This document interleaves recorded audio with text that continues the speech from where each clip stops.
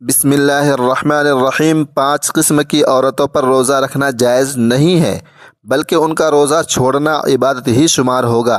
ناظرین، آج کی یہ ویڈیو نہایت اہم اور ایمان افروز معلومات پر مبنی ہے، جس میں ہم ذکر کریں گے کہ 5 قسم کی عورتوں پر روزہ رکھنا جائز نہیں ہے بلکہ ان کو اللہ کی طرف سے چھوٹ دے دی گئی ہے۔ وہ روزہ چھوڑ بھی دیں، روزہ نہ بھی رکھے تو ان کو کوئی گناہ نہیں ملے گا بلکہ روزہ چھوڑنا عبادت ہی شمار ہوگا۔ ان 5 قسم کی عورتوں میں سب سے پہلی عورت یہ ہے۔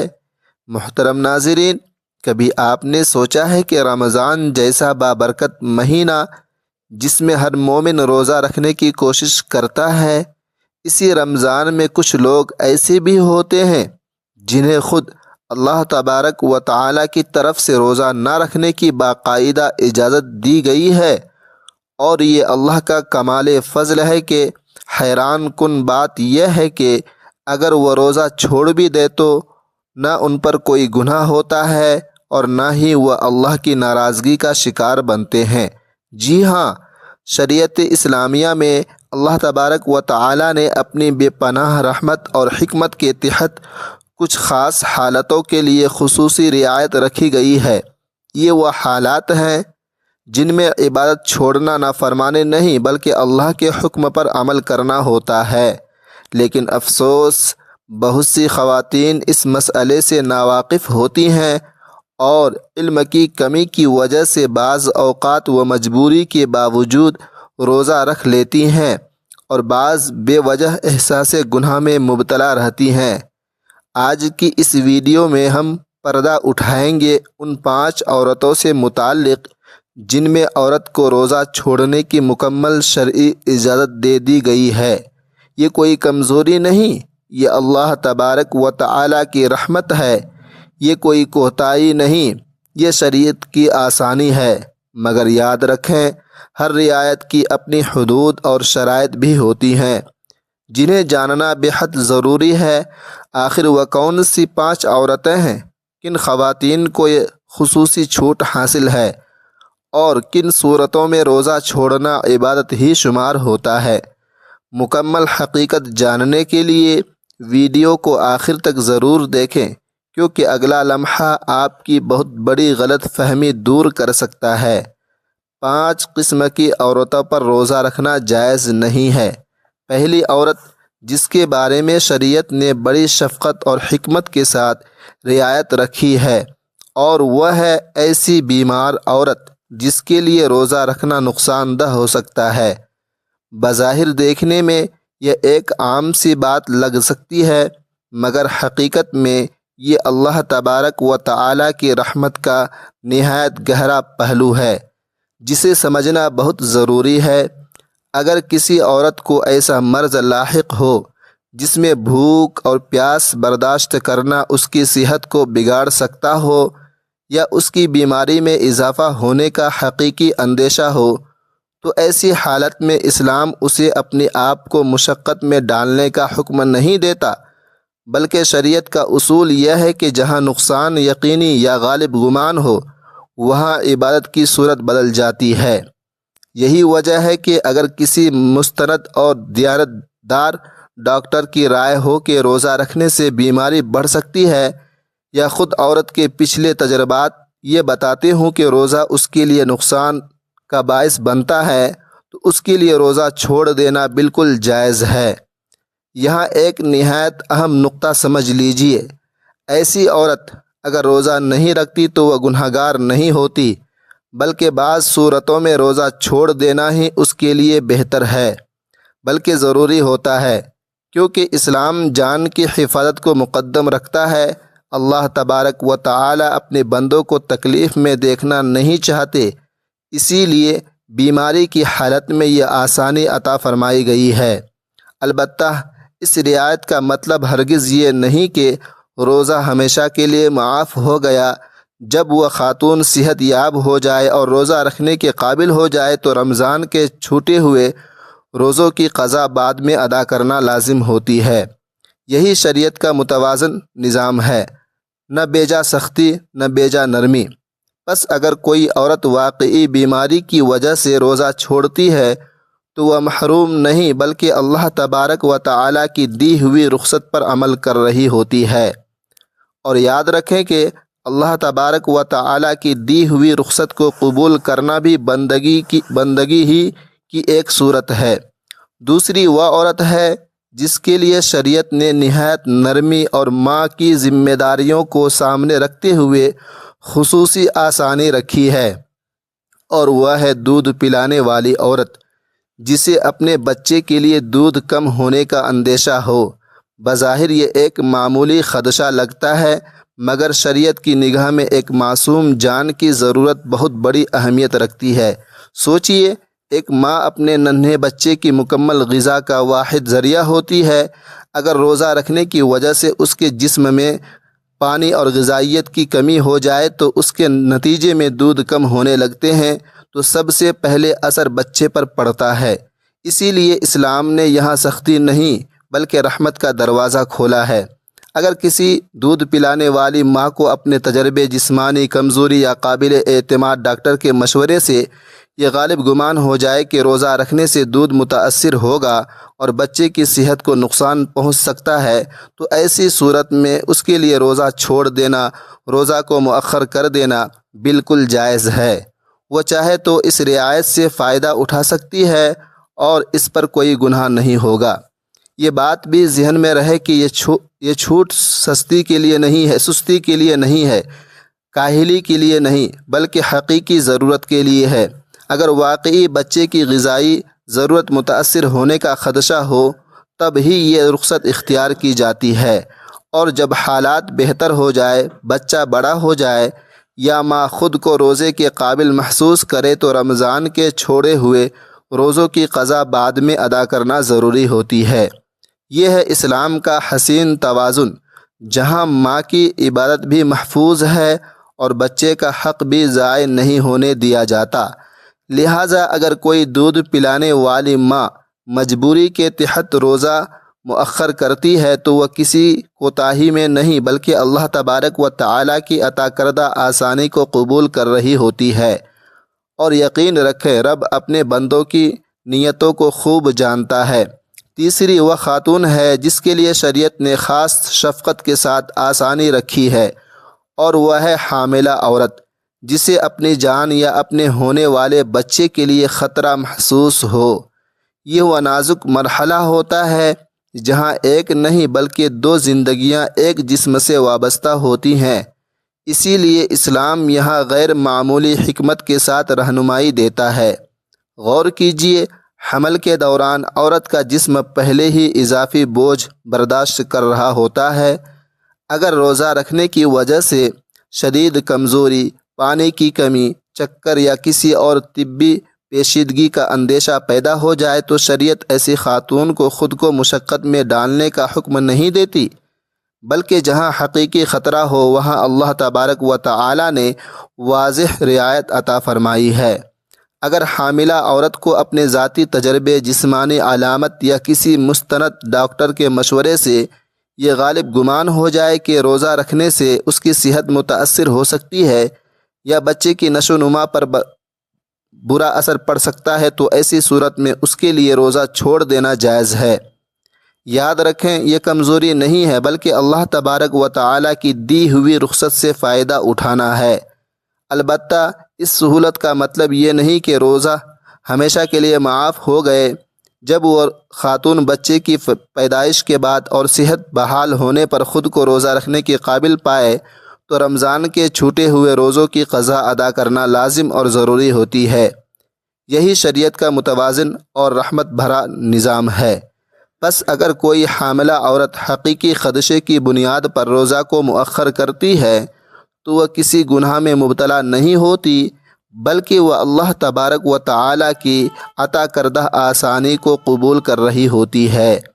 یاد رکھے، اللہ تبارک و تعالیٰ اپنے بندوں پر سختی نہیں چاہتے بلکہ آسانی چاہتے ہیں، خاص طور پر وہاں جہاں ایک نئی زندگی کی حفاظت کا معاملہ ہو۔ چوتھی وہ عورت ہے جس کے بارے میں شریعت کا حکم نہایت واضح اور قطعی ہے، اور وہ ہے حالت حیض میں موجود عورت، یہ وہ کیفیت ہے جو ہر بالغ عورت کی فطری زندگی کا حصہ ہے، اور اسلام نے اس طبیعی حالت کو پوری حکمت کے ساتھ مد نظر رکھا ہے۔ جب کسی عورت کو ماہواری شروع ہو جائے تو اس پر روزہ رکھنا جائز نہیں رہتا۔ یہاں اہم بات یہ ہے کہ یہ ممانعت کسی کمی یا محرومی کی وجہ سے نہیں، بلکہ اللہ تبارک و تعالیٰ کی طرف سے دی گئی ایک واضح شرعی ہدایت ہے۔ اس حالت میں جسم پہلے ہی ایک خاص جسمانی تبدیلی اور کمزوری سے گزر رہا ہوتا ہے، اسی لیے شریعت نے عبادت کے طریقے میں عارضی نرمی عطا فرمائی ہے۔ اگر کوئی عورت حیض کی حالت میں ہو، یعنی حالت حیض میں روزہ رکھنے کی کوشش بھی کرے، تو شرعی اعتبار سے وہ روزہ معتبر نہیں ہوتا، یعنی بظاہر بھوکا پیاسا رہنے کے باوجود اسے روزے کا ثواب حاصل نہیں ہوگا۔ اسی لیے فقہا نے وضاحت کی ہے کہ ایسی صورت میں روزہ رکھنا درست طریقہ نہیں ہے، بلکہ حکم شریعت کے خلاف ہے۔ البتہ یہاں ایک اور پہلو سمجھنا نہایت ضروری ہے۔ حیض ختم ہونے اور پاکی حاصل ہونے کے بعد اس عورت پر رمضان کے چھوٹے ہوئے روزوں کی قضا رکھنا لازم اور ضروری ہوتی ہے، یعنی اسلام نے عبادت کو مکمل طور پر ساقط نہیں کیا، بلکہ مناسب وقت تک مؤخر کیا ہے۔ یہی شریعت کا خوبصورت توازن ہے، نہ فطرت پر بوجھ، نہ عبادت کی مکمل محرومی۔ یہ حکم واضح طور پر احادیث مبارکہ سے ثابت ہے اور امت کا اس پر اجماع ہے۔ لہٰذا اگر کوئی عورت حیض کے دنوں میں روزہ چھوڑ دیتی ہے تو وہ ہرگز گنہگار نہیں ہوتی، بلکہ وہ عین شریعت پر عمل کر رہی ہوتی ہے۔ پس یاد رکھیں، بعض اوقات عبادت چھوڑ دینا ہی اصل اطاعت ہوتی ہے، اور حیض کے ایام میں وہ روزہ مؤخر کرنا دراصل اللہ تبارک و تعالیٰ کے حکم کو ماننا اور حکم کو سر تسلیم خم کرنا ہے، تو خود ایک بڑی بندگی ہے۔ پانچویں وہ عورت ہے جس کے لیے شریعت نے ماں بننے کے نازک مرحلے کو سامنے رکھتے ہوئے خصوصی رعایت رکھی ہے، اور وہ ہے نفاس والی عورت، یعنی وہ عورت جسے بچے کی پیدائش کے بعد خون آ رہا ہو۔ یہ وقت عورت کی جسمانی کمزوری اور بحالی کا مرحلہ ہوتا ہے، اسی لیے اسلام یہاں غیر معمولی آسانی عطا کرتا ہے۔ ولادت کے بعد آنے والے خون نفاس کہلاتا ہے۔ جب تک یہ کیفیت جاری رہے، اس دوران عورت پر روزہ رکھنا جائز نہیں ہوتا۔ شریعت کا اصول یہاں بالکل واضح ہوتا ہے کہ نفاس کی حالت میں عبادت کا طریقہ وقتی طور پر بدل جاتا ہے۔ اگر کوئی عورت اس مدت میں روزہ رکھنے کی کوشش بھی کرے تو وہ روزہ شرعاً معتبر نہیں ہوتا، یعنی اسے روزے کا ثواب حاصل نہیں ہوگا۔ یہ حکم دراصل اللہ تبارک و تعالیٰ کی رحمت کا مظہر ہے، کیونکہ بچے کی پیدائش کے بعد عورت کا جسم شدید کمزوری، تھکن اور اندرونی تبدیلیوں سے گزر رہا ہوتا ہے۔ ایسے وقت میں اسے بھوک اور پیاس کی اضافی مشقت میں ڈالنا اسلام کا مقصد نہیں ہے۔ اسی لیے شریعت نے ماں کی صحت اور بحالی کو مقدم رکھا ہے۔ البتہ اس رعایت کے ساتھ ایک ذمہ داری بھی وابستہ ہے۔ جب نفاس کا خون آنا بند ہو جائے، نفاس کا وقت ختم ہو جائے، عورت پاک ہو جائے اور وہ روزہ رکھنے کے قابل ہو جائے تو رمضان کے جتنے روزے چھوٹے تھے ان کی قضا بعد میں ادا کرنا ضروری اور لازم ہوتی ہے۔ یوں عبادت ساقط نہیں ہوتی، بلکہ مناسب وقت تک مؤخر کر دیا جاتا ہے۔ لہٰذا اگر کوئی عورت نفاس کے دنوں میں روزہ نہیں رکھتی، روزہ چھوڑ دیتی ہے تو وہ ہرگز گنہگار نہیں ہوتی، بلکہ وہ اللہ تبارک و تعالیٰ کی دی ہوئی رخصت پر عمل کر رہی ہوتی ہے۔ یاد رکھیں، ماں بننے کے اس نازک مرحلے میں شریعت کی اس آسانی کو قبول کرنا بھی بندگی ہی کی ایک خوبصورت صورت ہے۔ محترم ناظرین، اللہ تبارک و تعالیٰ کی ذات سراسر رحمت، شفقت اور مہربانی کا سمندر ہے، اور وہ ارحم الراحمین ہے، یعنی بے حد مہربانی فرمانے والا، اور وہ الرحیم ہے، یعنی بار بار رحم فرمانے والا۔ اس کی رحمت کسی ایک گروہ، کسی ایک وقت یا کسی ایک حالت تک محدود نہیں، بلکہ اس کی مہربانی پوری کائنات کو اپنے احاطہ میں لیے ہوئے ہے۔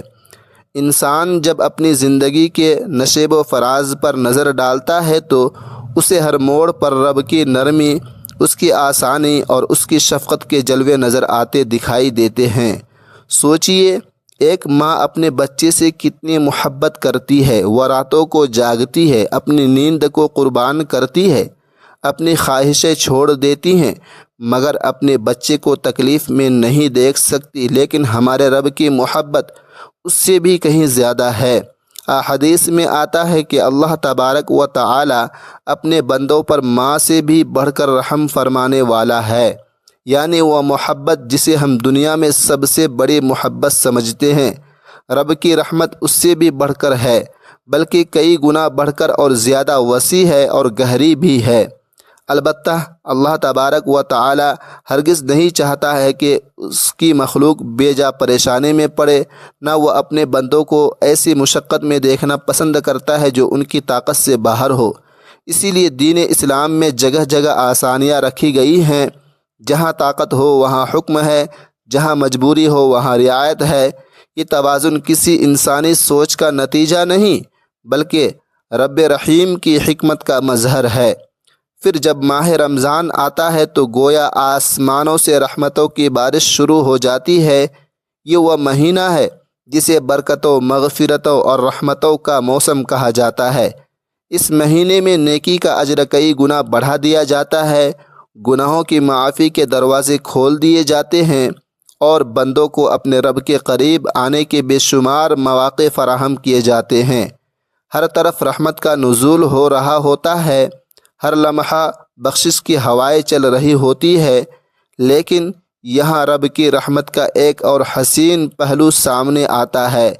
اللہ تبارک و تعالی نے اس بابرکت مہینے میں بھی اپنی بندیوں کو نہیں بھلایا۔ اس نے عورتوں پر یکساں بوجھ نہیں ڈالا، نہ ان کی فطری حالتوں کو نظر انداز کیا، بلکہ اپنی کامل حکمت اور شفقت کے ساتھ ان کے لیے خصوصی رعایتیں مقرر فرمائیں۔ جہاں روزہ ان کے لیے نقصان دہ ہو سکتا ہے، وہاں اللہ تبارک و تعالی نے فرمایا، تم پر جبر نہیں، تم پر آسانی ہے۔ یہی تو رب کی رحمت ہے۔ وہ عبادت بھی چاہتا ہے، مگر بندے کی ٹوٹ پھوٹ نہیں چاہتا۔ وہ قربت بھی چاہتا ہے، مگر بندے کی تکلیف کے بدلے نہیں۔ اس لیے بیماری، حمل، دودھ پلانے والے، حیض و نفاس جیسی حالتوں میں عورتوں کو روزہ مؤخر کرنے کی اجازت دی گئی ہے۔ یہ محرومی نہیں، یہ اللہ تبارک و تعالی کی طرف سے محبت بھرا تحفہ ہے۔ یہ کمی نہیں، یہ رب تعالی کی خاص نظر کرم ہے۔ حقیقت یہ ہے کہ اللہ تبارک و تعالی اپنے بندوں سے سختی نہیں بلکہ آسانی چاہتا ہے۔ وہ چاہتا ہے کہ اس کی مخلوق سکون میں رہے، تندرست رہے اور اس کی عبادت محبت اور اطمینان کے ساتھ کرے۔ اگر وہ چاہتا تو کسی کو بھی کوئی رعایت نہ دیتا، مگر اس کی صفت ہی رحمت ہے، اس کی شان ہی نرمی ہے، اس کا انداز ہی شفقت ہے۔ لہٰذا جب کوئی عورت اپنی مجبوری کی حالت میں روزہ کو مؤخر کرتی ہے تو اللہ تبارک و تعالی سے دور نہیں ہو رہی ہوتی، بلکہ وہ اسی رب کی دی ہوئی اجازت کو قبول کر رہی ہوتی ہے، جو اپنی مخلوق سے 70 ماؤں سے بڑھ کر محبت کرتا ہے۔ رمضان کی یہ رحمتیں ہمیں یہ سبق دیتی ہے کہ ہمارا رب ہمیں تھکانا نہیں چاہتا، وہ ہمیں سنبھالنا چاہتا ہے۔ وہ ہمیں آزمانا نہیں چاہتا، وہ ہم پر رحمت نچھاور کرنا چاہتا ہے۔ اللہ پاک کا ایک خوبصورت نام الرؤوف ہے، جس کا مطلب ہے نہایت مہربان اور نرمی کرنے والا، جو اپنے بندوں کی ہر مشکل میں آسانی پیدا فرماتا ہے۔ امید ہے کہ آپ کو آج کی یہ ویڈیو اور اللہ تبارک و تعالیٰ کی رحمت کے یہ پہلو بہت پسند آئے ہوں گے۔ اگر یہ ویڈیو اچھی لگی ہو تو اسے لائک کریں، اور ایسی مزید اسلامی معلومات کے لیے ہمارے چینل کو سبسکرائب ضرور کریں۔ جزاک اللہ خیر، اور اس ویڈیو کو صدقہ جاریہ کی نیت سے اپنے دوستوں کے ساتھ ضرور شیئر کرتے رہیں۔